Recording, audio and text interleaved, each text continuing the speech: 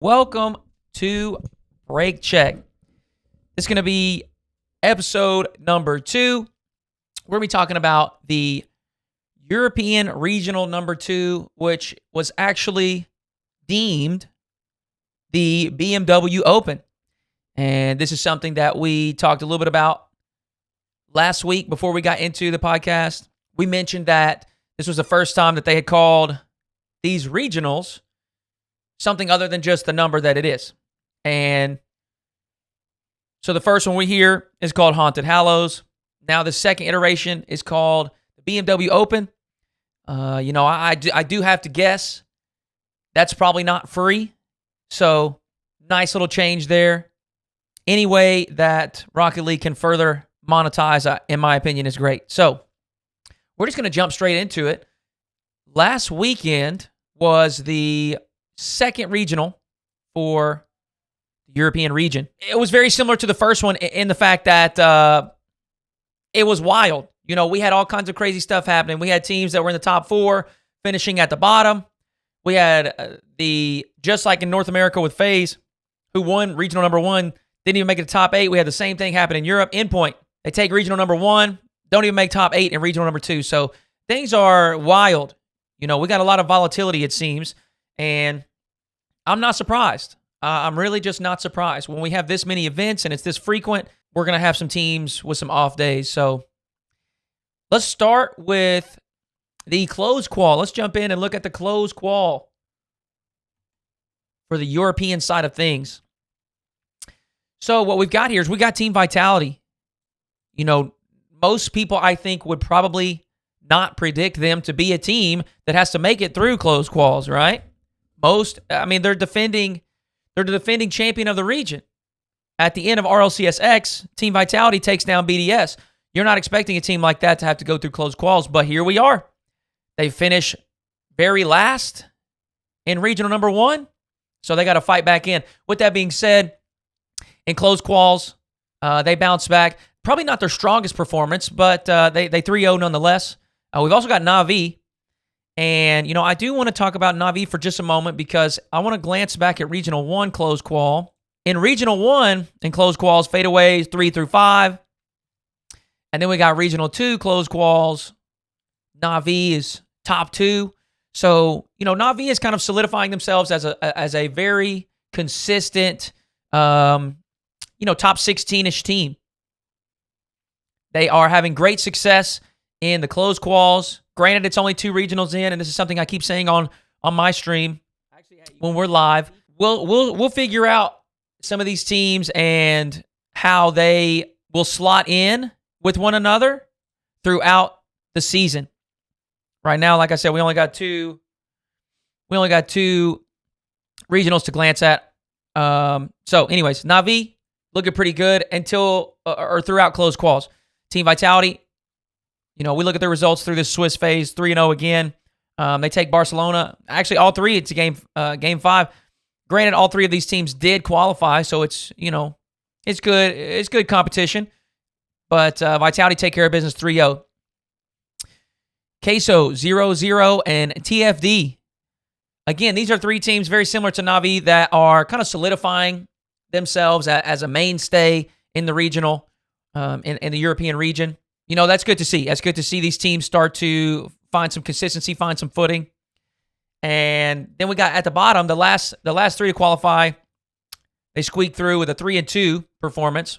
We got SK bouncing back, which is good. You want to see them back in the regional. And we have a newcomer, FC Barcelona. In regional number 1, we had Guild Esports, who failed to qualify here in regional number 2. And in place of them, we have FC Barcelona. So it's their first appearance here, and we'll take a look at their performance in just a moment. We do have to say, and I want you guys to take note of this because we're going to come back to this a little bit later in the podcast when we're talking about our last topic. EU, is it deep? Is it inconsistent? What's going on? So we got Cookser's Minions.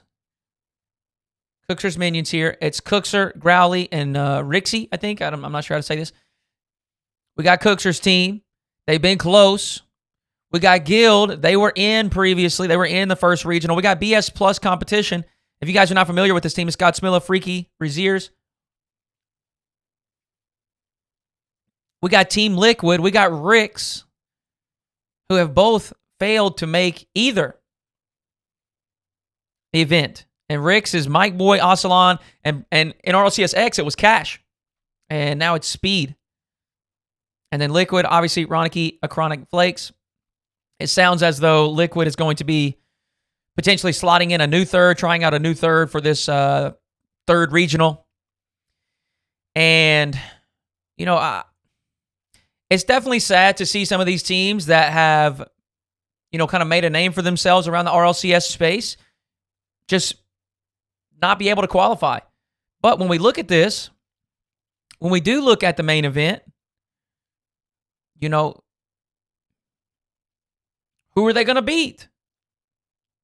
The European region is much stronger as a region this season, at least in my opinion. Last season, if you kept up with RLCSX, obviously BDS had a stranglehold on the region, and it seemed like occasionally someone would pop up and threaten them just a little bit.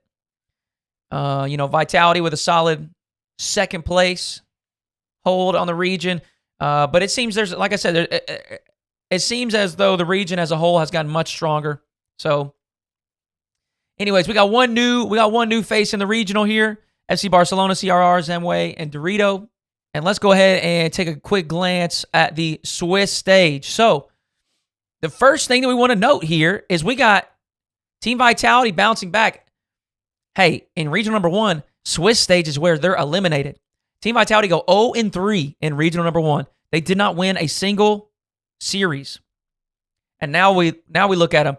First series number 1, they take down Carmine Corp, Astral Stake, and Itachi. That's a high quality win. So Team Vitality bounced back, 3-1, 3-0 Barcelona, and then 3-0 the Flying Dutchman.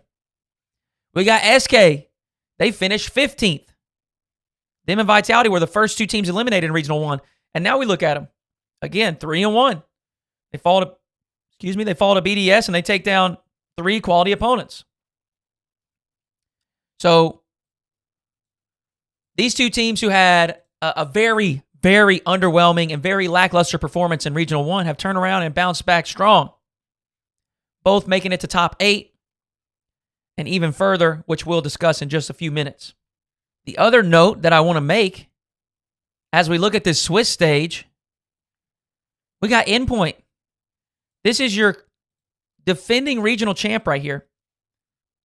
They take Regional 1. They take down BDS, the Giants, right?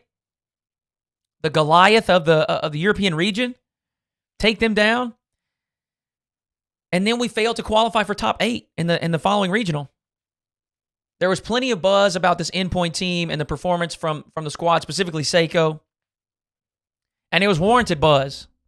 You know, it's exciting to see a team with a new face in Seiko, a longtime legend in Mets. It's exciting to see them take a win like that. But part of that buzz was the discussion of, is that a flash in the pan? Right? Is this something that they can repeat? And I think they can repeat it, but it's going to have to take a better performance than this, obviously. So, Endpoint. You know, now it's a test of, we've seen what you can do. We've seen where your peak. And I don't know that was their peak, but we've seen what you can do. Right? But now we got to continue to see it. You have to replicate that performance. You have to be able to recreate that and consistently perform at that level. And my God, the thing that we got to talk about here is K-Corp going 0-3. And while these teams are nothing to scoff at, K-Corp should win these games. I don't think there's many, if any, that would predict K-Corp to lose. Probably with all 3. I think you could, in hindsight, you could debate Vitality because of the performance that they had.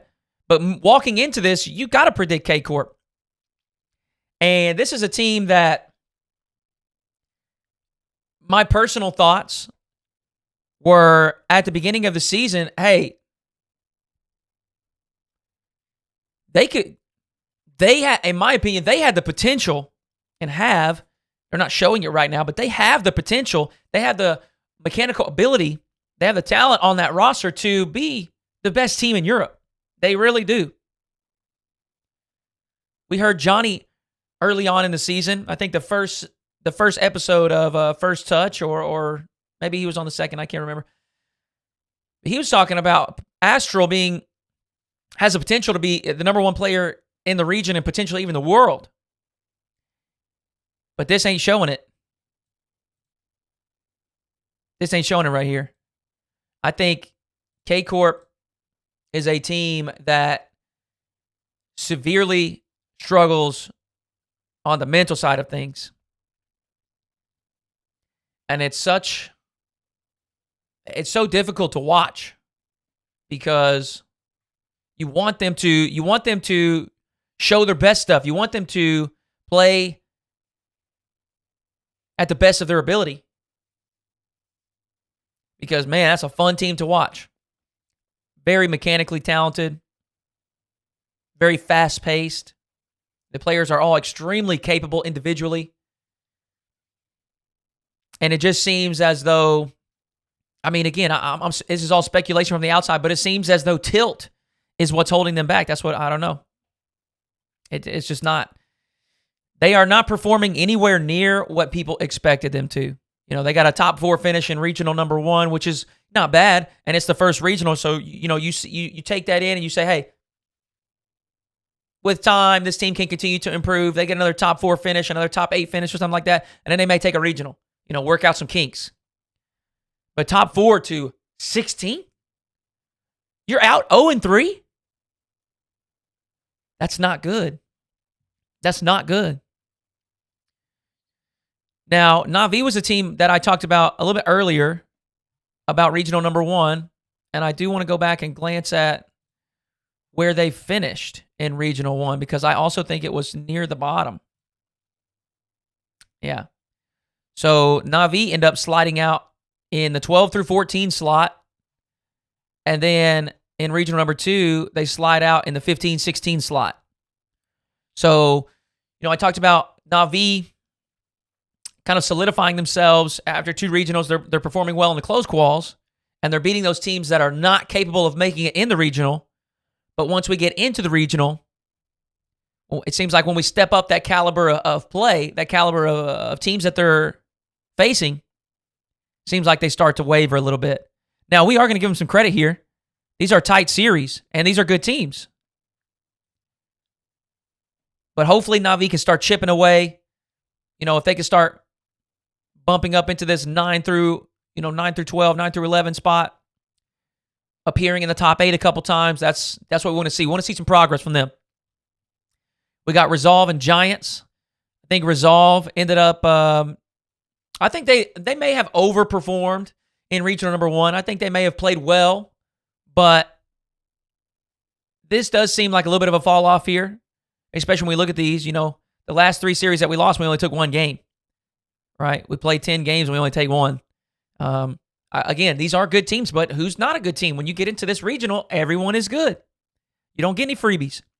So you want to make top 8, you got to take down at least 1 or 2 of these series here. Giants.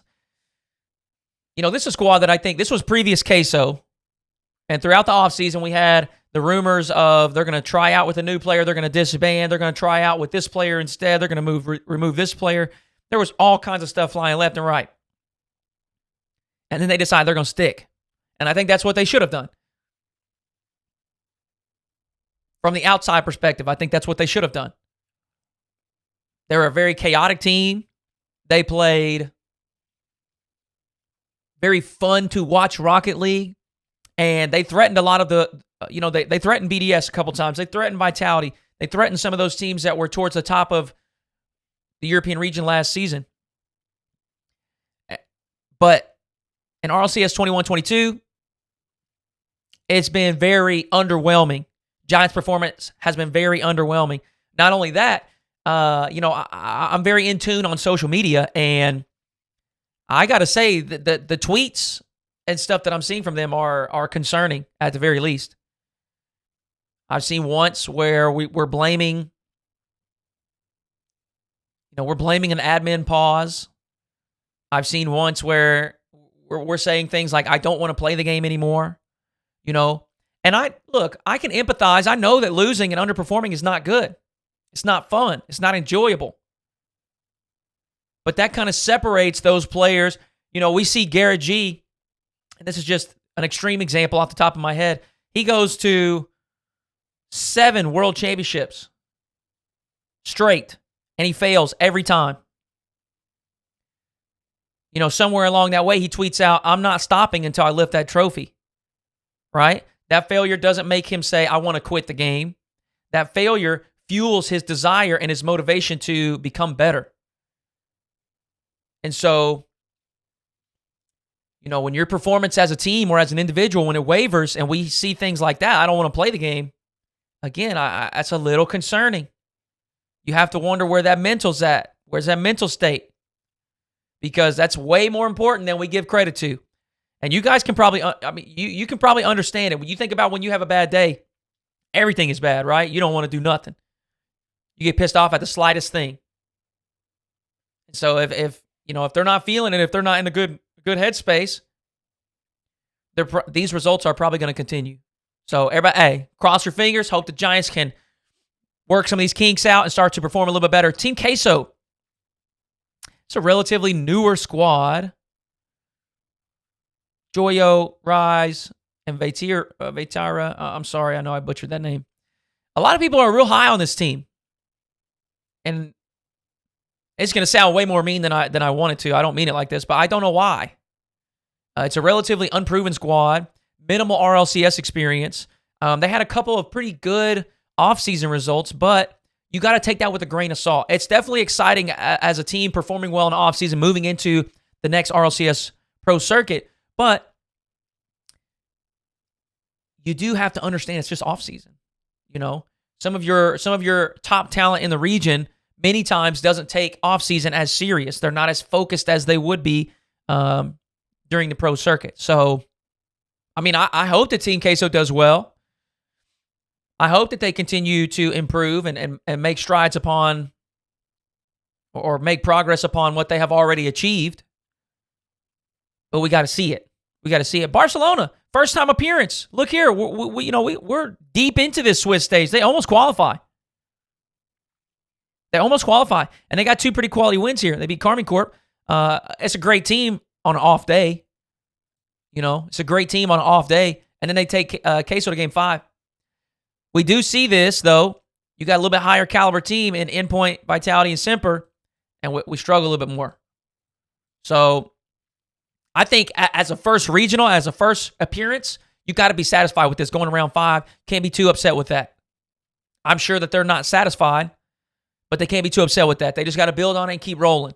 EG, a little bit of a drop-off from regional number 1, but hey, I think this is nothing to, in my opinion, cause concern. I think EG is a team that's probably somewhere in that 6 to 12 range. And I think just depending on their performance relative to whoever their opponents are on the day is going to determine that, you know. Hopefully they can continue to solidify things and continue to build on what they have accomplished so far.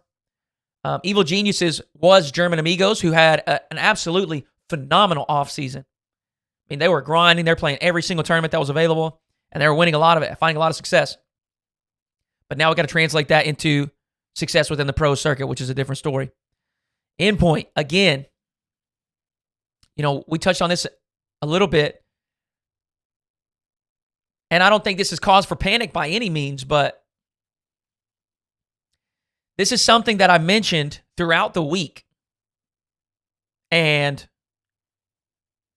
I should say, I talked about it throughout the week. This is something that I mention quite regularly, and the reason I talked about it throughout this week is because Garrett mentioned it on First Touch.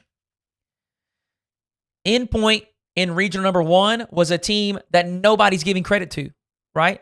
You're talking about Vitality. You're talking about BDS. You're talking about the new and improved Dig. You're talking about the new and improved K Corp, right? No, you're talking about Semper with the addition of Chaussette. Nobody's talking about Endpoint. So the dynamic that they're playing under, or the environment that they're playing in, it's a no pressure environment. Nobody's giving us credit. I'm an underdog. right? And we saw that.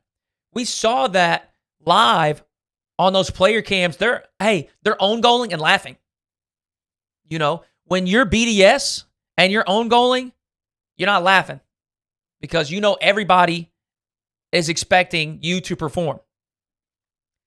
Now, after you win regional number 1, Endpoint wins that regional, now the dynamic has shifted, right? Now, I'm not saying that everybody's counting on them to win every single regional. I'm not saying that. But now it's not all fun and games because you've shown what you can do and you've given people a little bit of a reason to expect something from you.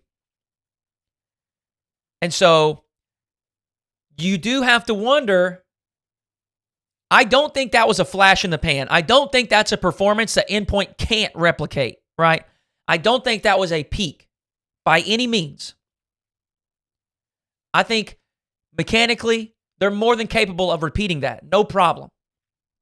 But can they do it when everyone is counting on them to do it? Can they do it when the pressure's on, right? Can they do it when there's expectations on them? And it's too early to call. You know, I got no idea how these teams are going to perform over the next 8-9 months. But we look at Regional 1, it's fun and games, it's easy peasy, relaxed. Boom. They hit us with a dub. Now we got a little bit of expectation on us, and we struggle. Now, we do have to look at this, and, you know, they start hot. They run into BDS, look, sure, they're not winning every single event, but they're still top 2, top 4 every single time. Extremely consistent. In my opinion, the most consistent in the region. And I would say probably still the best team. They got some things they got to figure out. I think people, you know, I'm listening to different analysts or casters or whoever talk about BDS. I think people have a different standard that they judge BDS on. And I understand where it comes from. But we want to talk about consistency. Vitality 16 and then number 2. That's not consistency, right? We got K-Corp, top 4, and now 16. That's not consistency. We got Endpoint, 1, and now 9. That's not consistency. We've got Misfits and Semper and Dig all being consistent, but they don't have the history that BDS have of winning. And I just don't think, I think BDS is still a top-tier team, potentially the best in the region for now. I think it is going to be critical. If they want to maintain that title, it's going to be critical for them to win this 3rd regional. If you don't win a regional throughout the entire first split, people are they're going to start writing you off. So Endpoint run into in my opinion, a very consistent, very solid, probably one of, if not the best team in Europe at the moment. And things start to change. And then they end up going to Game 5 and they can't clutch it up against SK. Again, Game 5 and they can't clutch it up against 0-0 Nation. Now, it is worth noting both of those teams qualified. But when you are, again, a regional champion and you got those expectations on you, you got to do something here, right? You got to take one of these series. Even if you can't take down the giant BDS, you got to take one of these series right here. You have to. So, Endpoint, still, again, not, in my opinion, not cause for panic. Nobody needs to freak out on them. But I want to see we need to see top 8 every time. If you want to start to be in the discussion of top 3, top 4 team in the region, you got to be top 8 every time. There's got to be a level of consistency. 0-0. You love to see them squeaking in. Kind of an inconsistent performance, if we're being honest. They get 3-0'd by EG, who doesn't make it in. They barely beat Na'Vi, who's the first team out. They get 3-1 by Dig, and then they take the series 3-1 against Resolve, who doesn't qualify. And then they take the series in 5 against Endpoint, who, again, doesn't qualify. So, you know, 0-0, good for them. Let's look. I do want to glance back. Where did they finish in regional number 1? 9 through 11. Okay, so they're kind of right there. They're building that middle of the pack tendency, right? That, again, that 6 through 12 area. You know, good for 0-0. I think that's another team, in my opinion, similar to Queso, where, like, a lot of people are pretty high on them. They speak highly of 0-0. And again, I don't mean this to sound rude. I just don't really know why. You know, that's not hate. It's just, it seems like there's more credit being given than maybe I understand. But nonetheless, a top 8 finish, that's pretty nice. So then we got Semper. And Semper actually started so nice. They take, now they probably should have beaten Navi before game 5, but it is what it is. They take the first 2 series, and hey, they had Misfits down 2-0, and they were up in game 3, okay? They were up in game 3, and I changed the channel. I went to a different stream because I was like, hey, Semper's in, 3-0, nice. Just like they did in the regional number 1. And then all of a sudden, Misfits turned that thing around in reverse sweep. And so Semper, they end up falling in a reverse sweep to Misfits, and it's no surprise that they get 3-0'd by Dig. And I think partly due to Dig's, good performance throughout this regional, but also, that hurts to get reverse swept. It does. Fortunately for Semper, they bounce back and they take down FCB 3-1 in round 5. And they barely squeak in. We got Flying Dutchman here, another team that's kind of solidifying that 6 through 10 spot. A little bit better consistency than some of these other squads, but TFD, good performance. I mean, look at this. 0-3, 3-0, 3-0, 0-3, 3-0. So it seems like when they're on, hey, they're hot. Right? And then when we face a little bit higher caliber squad, start to struggle a little bit. SK, good to see him bounce back. We mentioned that just a few moments ago. And then, these top 3, top 4 area. Misfits look so good in the Swiss stage. And they don't look bad in playoffs by any means, but they, you want to see them make it a little bit further, top 2. I'd love to see that. So we'll go ahead and move on to playoffs here. We'll look down here at the playoffs, see how that goes. So we have a Swiss stage, and then that moves into a single elim playoff bracket. When we get down here, things felt very in control by the winning team. Sometimes if we glance back to NA, sometimes you get like an NRG SSG matchup in quarterfinals, and that doesn't feel in control, right? It's back and forth. You never know who's going to get it. Sometimes you get we got Envy NRG right here last regional, goes to game 7, right? Not in control by any definition of the word. But it felt pretty in control. The team that came out on top didn't feel like they were pushed. You know what I mean? It doesn't feel like they were tested. I mean, we got a 4-0 here, right? We got a couple overtimes, so they're keeping it close, but a 4-0 is pretty dominant from Vitality. Misfits 4-0. Again, we got 1 overtime, and we got some 1-goal games in here, but you would like to see Semper take 1 or 2, right? Then we get SK dropping 4-2 to Dig. A little bit of a back and forth here. We got a 7:40 overtime, but I think Dig was they were on point. Dig was playing really, really well this event. And I'm excited to see that. We saw Dig perform rather sloppily in regional number 1. And even so, they still made top 4. And so, we look at that and it's like, it's kind of, in my opinion, it's kind of promising, right? If it's a relatively new squad and they're playing kind of sloppy, that's to be expected. It's just what it is, right? It's just what it is. But if they're doing that as a new squad and they're still squeaking into top 4, you start to wonder, well, what could they do? What could they do once they do kind of figure things out and get some chemistry going? And I think we saw that in this regional. And then again, BDS, it just felt kind of in control. I know we see some trading games here, but BDS just felt like the better team. They move on, and they just get worked by Dig. I mean, this right here did not feel like a close series.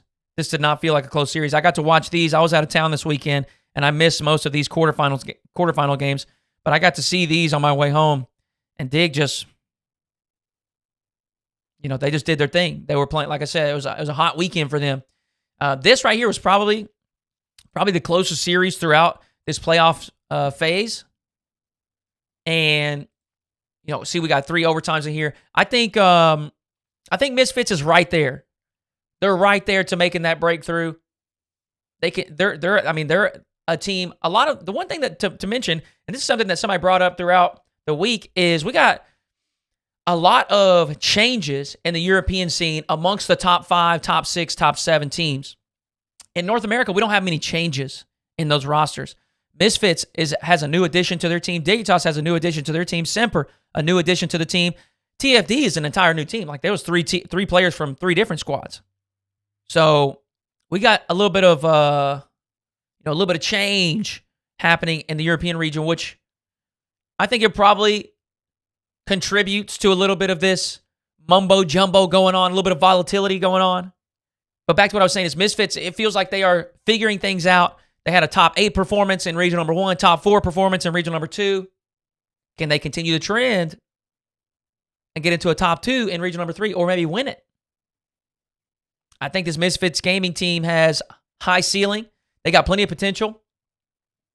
And I'm excited to see them continue to do their thing. In the finals here, Dig, again, it felt very under control. I think Vitality looked better this weekend. I don't think this was back to form, Vitality. I just don't. Alpha looked really good. Whew. Alpha looked crazy good. He was, there's, you can't say this, but I don't know how else to say it because it's a team effort always, but it looked like Alpha was carrying. Alpha looked crazy good. He was very dangerous offensively. He had his opponents pre-jumping an hour early because they were worried about what he was about to do. Alpha looked really good. But like I said here, it didn't feel that close. It really just didn't. It felt like Dig had their number. And we look at the second series, and they score 4 goals in the second series. And I know that don't sound too bad in a 4-game series, but Dig throws up 10. In the previous series, Vitality has 1 single game with 4. So Dig, they just look like the better team this weekend. They look like the better squad. They look like they had all 3 pieces meshing well together. So props to them. Hats off to Dig. The question I have is the same one that I have for Endpoint. Can you replicate it? Can you continue to do that? Is this a Dignitas squad that we're going to see perform sloppy one regional, they get it together one regional, and they come back and they're sloppy again? Are we going to see that? Or are we going to see steps forwards every regional, right? Are we going to see progress every time they step out on the field? Nobody knows. We'll just have to answer that question in regional number 3, which comes up in 2 weeks. So we don't got to wait long. The last thing that I want to talk about today, and it's a topic that we hear on Twitter. I hear casters mention it on stream. I hear pro players talking about it. And the European region, do we have significant depth in the region, or is it just are the teams and players inconsistent? I think it is a very, very strong region from top to bottom. I think that is the only reason why it is possible for something like Vitality and K-Corp and Endpoint. I think that is the only reason it's possible for that to happen. Let's take this, for example. When Space Station, Envy, NRG, G2, those top teams, similar to Vitality, BDS, Dig, Endpoint, K-Corp, when we take those top teams from the North American region, right, and we pit them against number 16 seed, even if Space Station, Envy, G2, NRG, even if they have an off day, aka inconsistency, they're not getting beat by the 16th team it just doesn't happen. And that's because the 16th team in North America probably doesn't have the firepower that the 16th team in Europe does. So I think some of these inconsistencies, and the inconsistency is mostly in results. I don't think play varies all that much. There are definitely days where players and teams have off days. But the inconsistency is caused by the fact that there are more teams that play at a higher level in the European region. Again, I don't think the region is, it is, the results are inconsistent. The results absolutely are. But I think that is due to the depth. I'm going to say this. I think there are teams that haven't made it into a European regional that if they were playing in North American region, they may qualify for every regional. Now, that's the conversation of depth. I think something that a lot of people get misconstrued, or they start conflating the two. Depth is not the same as like the top of the region's strength, right? So just because I'm saying that I think EU has more depth than North America doesn't mean that when we go to Sweden that Europe is going to win. That's not what that means. The top five-ish in North America may be, and I'm not claiming this, they may be significantly stronger than the top five in Europe. They also may not be, but we'll find that out in a month when we head to Sweden. So, like I said, my take, EU is deep, and I think due to that depth, we do see some volatility in results. We do see some inconsistencies in results from some of these teams. I'm going to say this too, though. I think as the season progresses, and I mentioned too that a lot of these teams in Europe have slotted a new player in, right? They've got some growing to do. I think as the season progresses, we're going to see less volatility, right? We're going to see more of a defined 1 through 8 and a defined 9 through 16 in the European region. Whereas right now in North America, it's kind of already set, right? We know who 1 through 5 is, we know who 6 through 10 is, and we know who everybody else is. EU's not really, it's not defined like that. But as these teams get comfortable and acquainted with one another, and as they play more together, and as this season unfolds, I think things will solidify, and we'll kind of understand, where do these teams plug in? Where do they go? And with that, that's going to conclude Break Check for the European Regional number 2. I appreciate you all for tuning in. I hope you enjoyed, and we will catch you next time. Peace.